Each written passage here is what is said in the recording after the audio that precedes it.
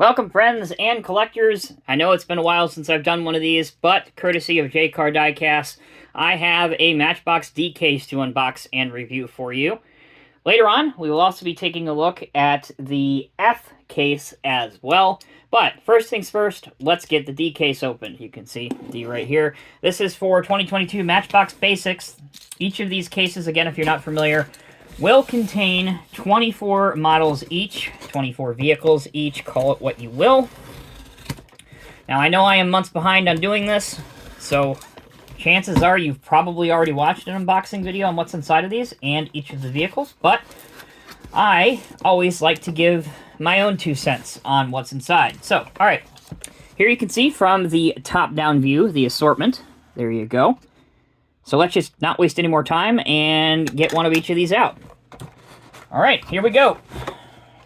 First, several models. Number 61 of 102, the 15 Mazda Miata MX-5. Neat looking car. Not completely sold on the decals on it, which include K&N filters and Brembo brakes, but it is a nice take for those that like the Mazda Miata. Next up, we have a 2019 Subaru Forester in this Metal Flake Red. This is number 55 out of 100. Pretty cool looking vehicle. Alright, Chevy Caprice Classic Police. Vintage police car from back in the day. Always liked these because they had the rear wheels halfway covered because the fender came down halfway on them, which Matchbox actually pulled off really well. It looks good. This is in a Skybusters Police Security livery. So the Skybusters is the Matchbox plane line of toy planes. Number 67 out of 100 for this one. All right, we have a 2016 Alfa Romeo Giulia. Nice looking car from Italy. Number 26 of 100. Got some taillights, headlights, and some grille decaling as well. All right, one of my favorites from this case. 1966 Dodge Charger in Hemi Orange. I think that looks absolutely incredible. There you go. That's what that car looks like.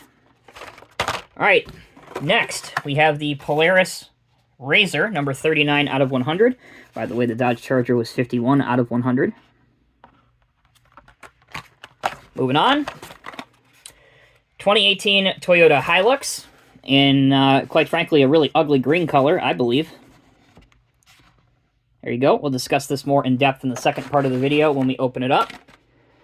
Here's a beauty, 1962 Plymouth Savoy. We have seen this in black before. Might have been in a couple other colors, but I know I have it in my personal collection in black, so it's nice to see it in this pretty off-white color, almost a mix between white and like a pearl color, but looks good.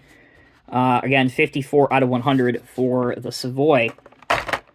All right, 2003 Nissan 350Z is up next. Now, this has a lot of interesting decals on it. Not sure if you're going to be able to read those or if those are going to come through on my cell phone camera, but it says Matchbox of Japan.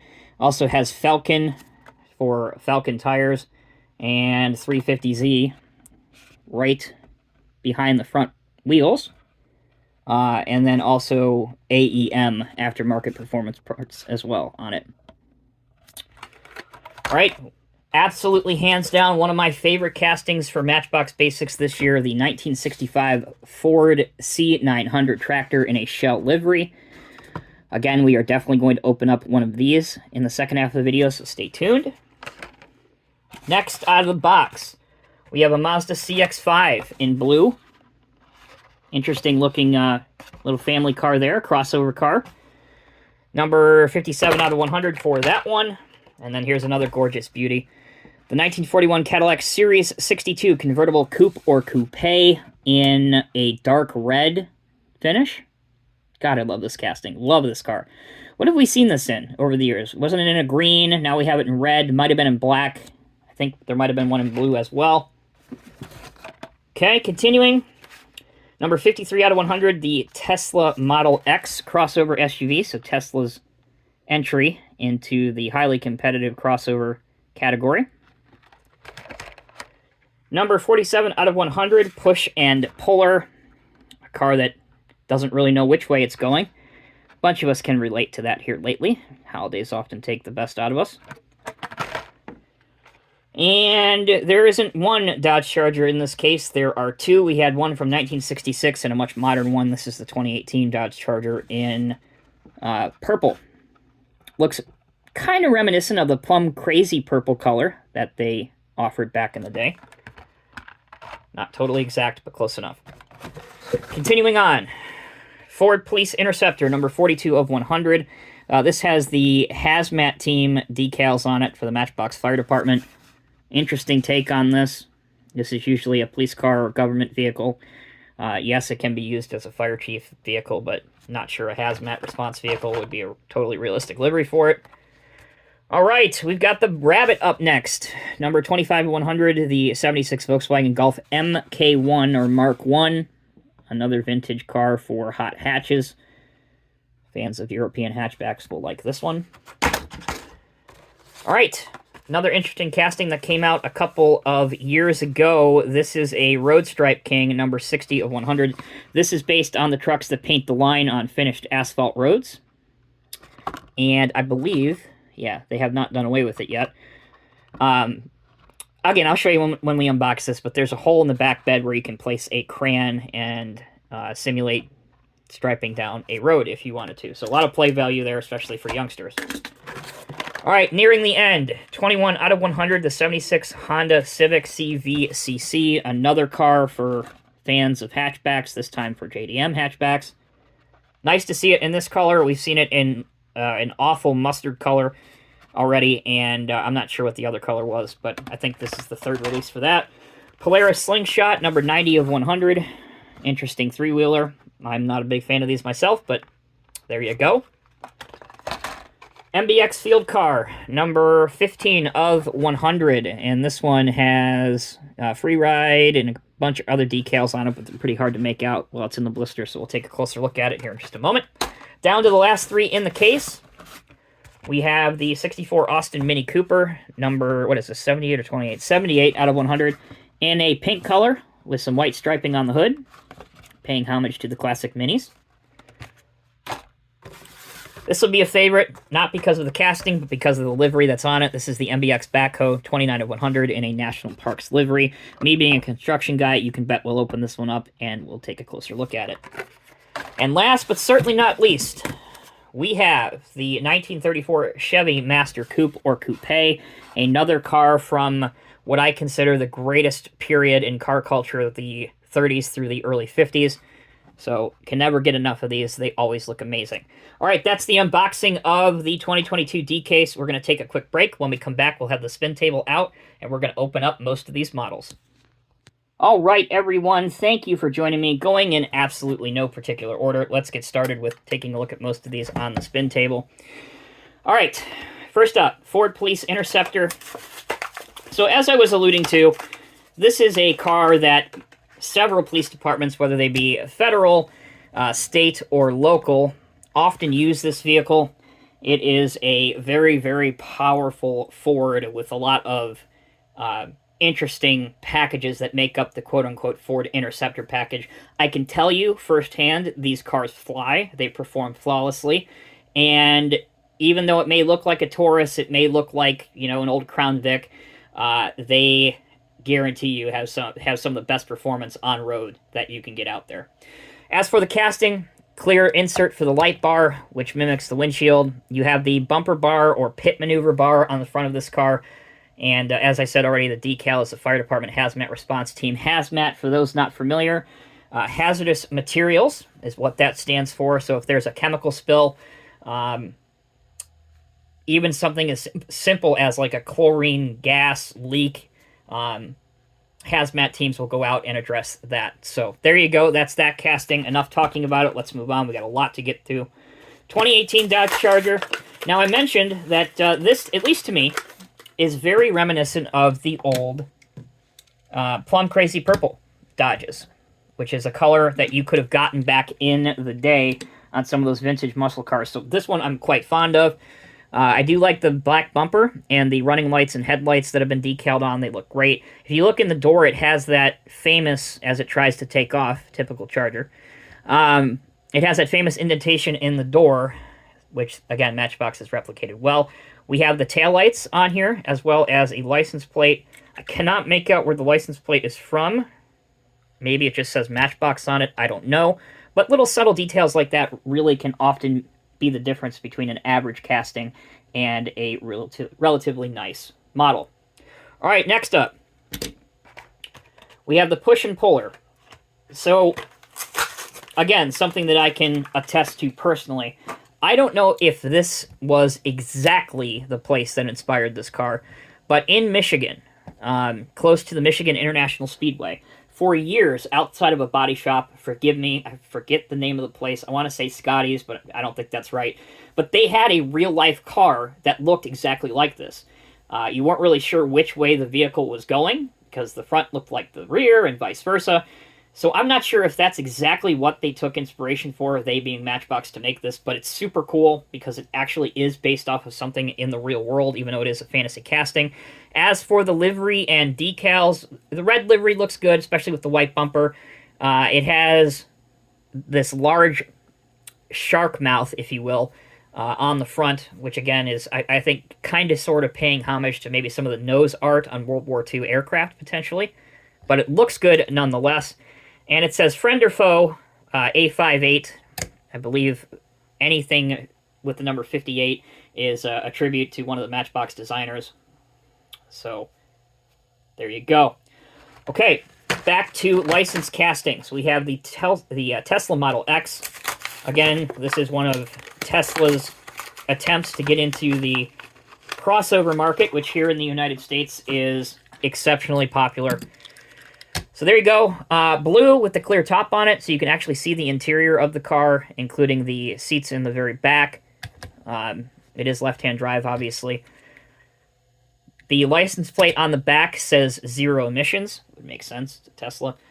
But yeah, I mean, other than the plastic wheels, which like to roll off the table, it's actually pretty decent, and the amount of Teslas that Mattel has brought out between their Hot Wheels and Matchbox line has really been mind-blowing, actually. You can build a small collection just based on those if you're into Tesla vehicles. Next up, 1941 Cadillac Series 62 Convertible Coupe, or Coupe. I touched on this during the introduction that one of my favorite eras, if not my very favorite era, in car automotive history is what they call the vintage era, which would be early World War II and prior to World War II, all the way through the early 1950s. The styling of cars back in the day was just unbelievable. They would take inspiration, depending on the maker, from aircraft, from other cars, even from simple everyday objects like furniture, and they would sculpt these beautiful car designs. This is one that I think Matchbox has executed perfectly. I love the candy apple red metallic paint, the chrome bumpers, the tan interior, or even brown interior, depending on what your eye picks up, is really ugly by today's standards, but that's what things were back in the day. You know, the interior of these cars were often these horrible colors, and they just looked terrible, especially when the leather would get worn out and cracked. But it is true and authentic to the 1941 Cadillac, so again, love this casting a whole lot. All right, next up, from 1962, we go back to Mopar with the Plymouth Savoy. Now, I said we've seen this before in black, which we have. This is the first time we've seen it in white, at least to my knowledge. License plate on the back, taillights, headlights, license plate reads Savoy. I believe that is a older Michigan plate, but it is too tiny for me to make out, to be honest with you. And again, the chrome bumper looks really, really good. The sculpting lines of the car across the hood and across the rear deck lid, or the trunk, whatever you want to call it, really just adds to the immersion and realism factor of this car. Absolutely love it. All right, let's stick with things made in the good US of A, made in Detroit, Michigan, back when Detroit was a powerhouse when it comes to, well, cars specifically. We have the 1934 Chevy Master Coupe, or Coupe. Again, another one of those cars just like the 41 Cadillac from my absolute favorite era in automotive design. You can see the spare tire that's casted in plastic, the bumper, The front bumper, these sculpting lines, again, for your fender wells, are just so reminiscent of that era. But what I really want to draw your attention to on this one is the front, the grille. Absolutely incredible detail. It is decoed on there, but it almost from even a short distance away, it looks like it is a real grille cover that you could see right through in. So that is the 34 Chevy. Glad to see it. All right, hopping back to more modern day vehicles. Here is the 2018 Toyota Hilux. Now, if you're familiar, there used to be a show on, well, here it would be BBC America, but BBC, British Broadcasting Corporation channel, called Top Gear. If you are into cars, chances are you've probably heard of the original Top Gear. Unfortunately, in its original iteration with the 3 presenters, it's no longer on. I'm not going to get into what happened there. But one of the episodes focused entirely on seeing if they could destroy a Toyota Hilux, known throughout the world, even in developing countries, where you'll see a million of these, mostly in white. Sometimes, let's not harp on it too much, but sometimes with a machine gun in the back. You know, you never can be too careful. Anyway, the entire episode focused on trying to destroy this vehicle. They literally imploded a building with this on top of the roof. They threw it in the ocean sea.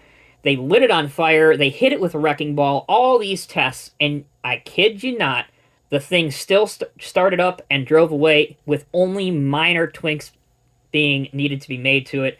So it certainly lives up to Toyota's tough and dependable.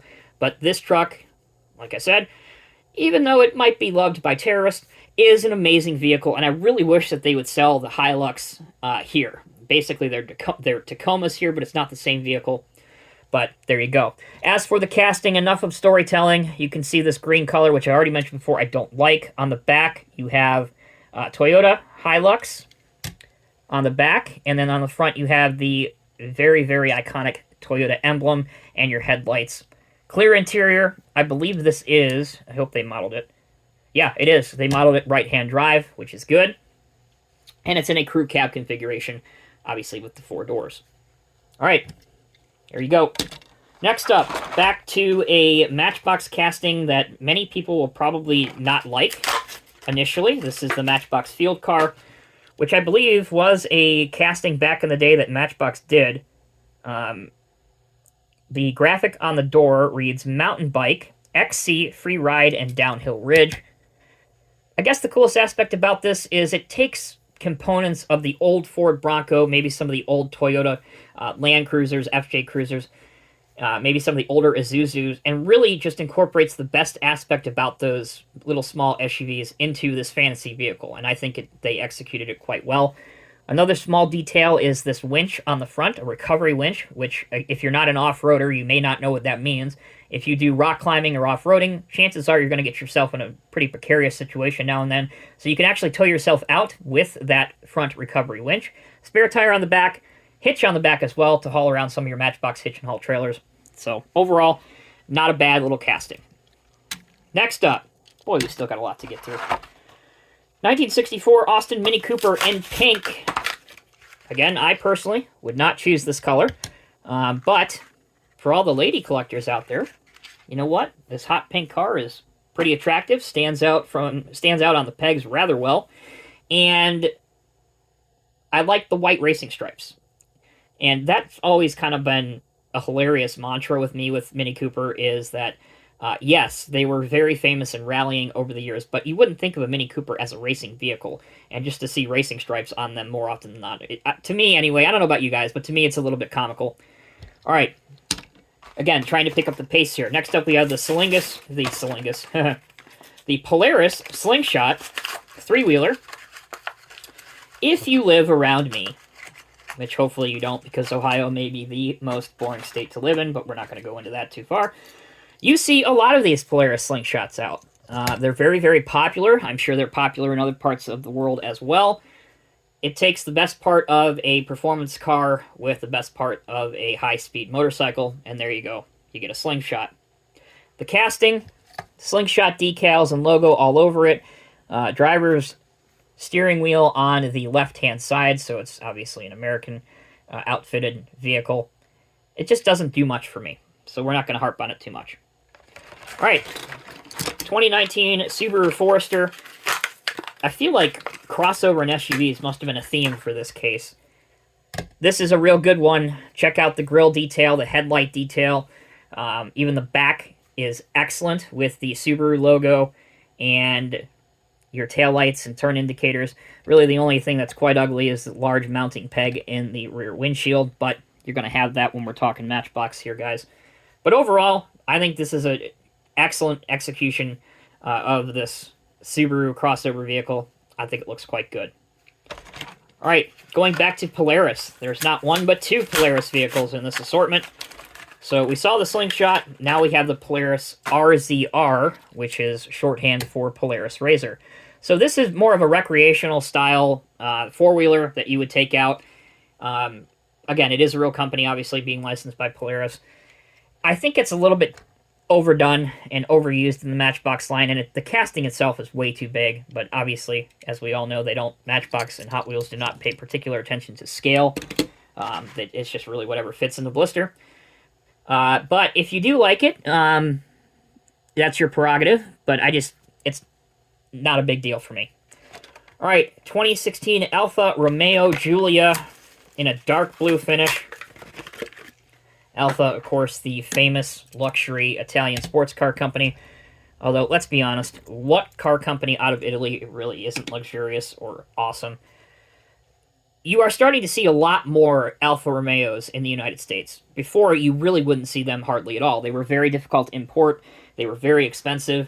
But they've really, over the past 5 years, exploded. I don't know about you, but the states that I travel and work into and live in, obviously, you start seeing a bunch of these Alfas out there. And really, I think it can be attributed to one reason. I had the opportunity to drive an Alfa as a rental car once, and there was just something so special about driving that car. Again, I don't know exactly what it is, but you just feel like you're in driving bliss. You're in comfort, the car has some performance, and everything is just eloquently designed and placed inside the vehicle. It's just a nice experience. You can go on and on and on. Let's not. All right, Chevy Caprice Classic Police, 67 of 100. I mentioned before that this is in the Skybusters Security Force livery. Skybusters, again, is the Matchbox Plane, Plane line, an aircraft line. So I guess if you collect those, it's nice to have one of these to go with it. I would have liked to have seen this in a licensed police deco. We've seen it before in NYPD. I don't know if they've done CHP, California Highway Patrol, or even Chicago Police. Some of the bigger, more collectible, iconic police departments throughout the United States. I think maybe they could have gotten this one licensed instead of doing this fictitious Skybusters security logo on it. Again, as with most light bars on Matchbox nowadays, it is one piece, as in it's part of the clear window interior, which back in the old days, dating myself, but I really liked the old Matchbox police cars and emergency vehicles that had a separate light bar on top. 1976 Honda CVCC, number 21. Again, a hugely popular casting with the JDM fans among us. First version was mustard yellow. Then I believe it came out in white. I don't know if they issued any other colors. Maybe they did in the Japan Walmart set. I don't know. But this one in red looks real good. Again, you have your vintage license plate at the rear. I believe this car has left-hand drive, which would have been accurate to it, but you could also get it in right-hand drive. And if you look right here, you have the old Honda logo right on the grille, which I think just pops and is an icon in automotive culture, is that vintage look. So there you go. We got a few more to get through. 1976 Volkswagen Golf Mark I or MK1. This in more of like a silver finish, which is quite frankly pretty boring. But as with most cars in our world, as automotive enthusiasts, there are huge followings for each of these cars. And there is a golf club or a rabbit club. And people will go on cross-country trips in their GTIs and their rabbits, in their Golfs. And it's just something that has become synonymous with this car, so it's nice to see a classic version. This one, highlights include a cast-in rear windshield wiper on the clear window. Again, you have the Volkswagen logo and the GTI logo printed and decoed on the front grille. This should be right-hand drive, but I believe this actually is left-hand drive. But if they were trying to model it more realistically, this should be a right-hand drive one. All right, let's close out the video with taking a look at 3 vehicles, heavy equipment vehicles and trucks. We'll start off with the MBX backhoe loader in the National Parks livery, which I believe is probably the only reason that collectors will pick up this model. Me being a construction guy, I've always had a strong disdain for this casting, and it's been out for a handful of years now. The backhoe part of the backhoe doesn't work. It doesn't do anything other than sit there. You can't fold it out. Obviously, the outriggers, at least they're casted in. I didn't really expect those to be functional, but I certainly expected the bucket to dump, and it doesn't. It just raises and lowers. You would see this in the U.S. Forestry Service, obviously helping out with brush fires and just doing general work around the park. So I guess that is a believable addition. But as far as the casting goes, just not a big fan of it. Back in the day, Matchbox actually had a much better backhoe loader, which I just so happen to have an example of.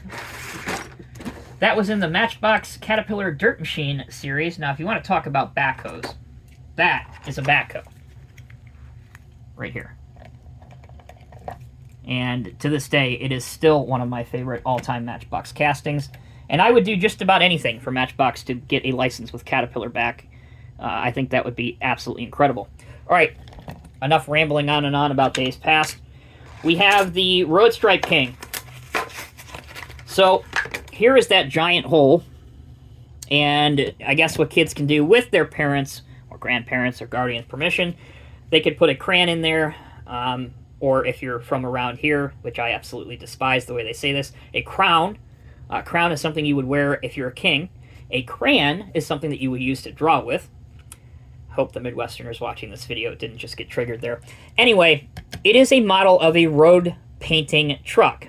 You have the guide bar at the front with the guide wheel. You'd have some of the tanks and equipment that you would need in the back of the stake bed.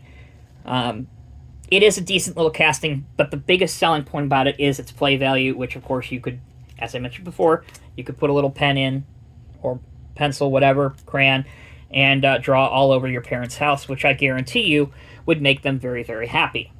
And last but not least, we have the 1965 Ford C900. The C-Series of trucks was produced from the the early 1960s all the way up to the early 1990s.